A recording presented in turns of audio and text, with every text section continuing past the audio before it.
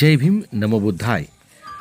चिखली तालुका येथील भालगाव बुद्धविहार येथून डॉक्टर बाबासाहेब आंबेडकर यांच्या पुतळ्यास पुष्प अर्पण करून पूजनीय भदंत बोधिपालो महाथेरो यांच्या प्रमुख मार्गदर्शनाखाली भिक्खू संघाच्या पदयात्रेस सुरुवात झाली आहे। भालगाव येथील लोकोत्तरा बुद्धविहार या बुद्धविहारापासून पदयात्रेस सुरुवात झाली आहे। गजानन नगर पंचशील बुद्धविहार चिखली या ठिकाणी पदयात्रेचे स्वागत करण्यात आले। मेकर फाटा गजानन नगर येथून भिक्खू संघाची चारिका व पंचशील बुद्धविहार येथे भिक्खू संघाद्वारे धम्मदेसना करण्यात आली। या पदयात्रेस बौद्ध उपासक आणि उपासिकेने सढळ हाताने मदत करावी असे आवाहन परिसरातील नागरिकांकडून होत आहे।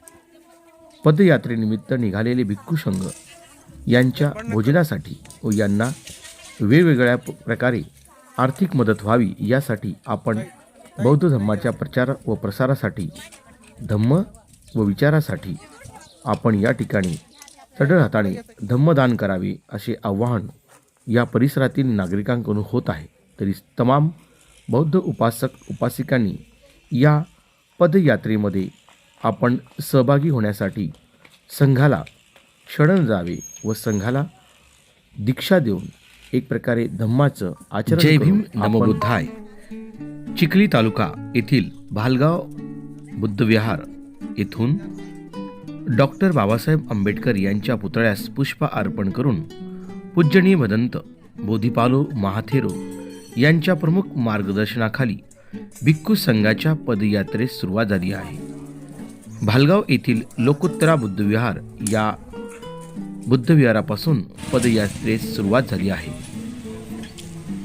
गजानन नगर पंचशील बुद्धविहार चिखली या ठिकाणी पदयात्रेचे स्वागत करण्यात आले। मेकर फाटा गजानन नगर येथून भिक्खू संघाची चारिका व पंचशील बुद्धविहार येथे भिक्खू संघाद्वारे धम्मदेसना करण्यात आली। या पदयात्रेस बौद्ध उपासक आणि उपासिकेने सढळ हाताने मदत करावी असे आवाहन परिसरातील नागरिकांकडून होत आहे। पदयात्रेनिमित्त निघालेले भिक्खू संघ यांच्या भोजनासाठी व यांना वेगवेगळ्या प्रकारे आर्थिक मदत व्हावी यासाठी आपण बौद्ध धम्माच्या प्रचार व प्रसारासाठी धम्म व विचारासाठी आपण या ठिकाणी सढळ हाताने धम्मदान करावे असे आवाहन या परिसरातील नागरिकांकडून होत आहे। तरी तमाम बौद्ध उपासक उपासिकांनी या पदयात्रेमध्ये आपण सहभागी होण्यासाठी संघाला शरण जावे व संघाला एक प्रकारे धम्माचं आचरण करून आपण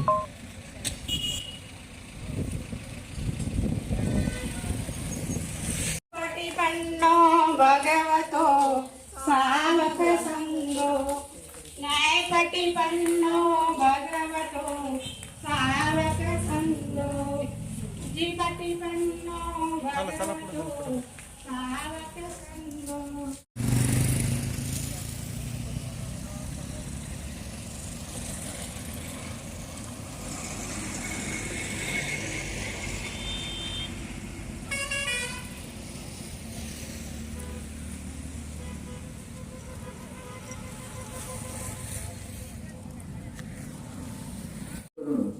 सगळ्या जगाला खूप शांतीचा संदेश देत आहे।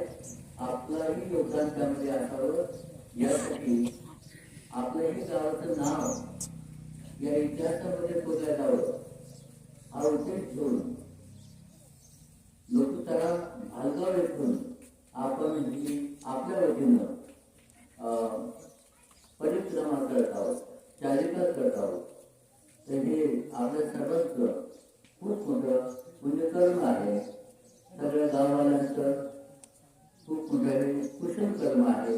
या कुशल कर्मामध्ये सर्वांनी सहभागी व्हावं या ठिकाणी पूजावंदना करून आता आपण सुरुवात करत आहोत। भिक्षुगण आपापल्या पूजेवरती करतील।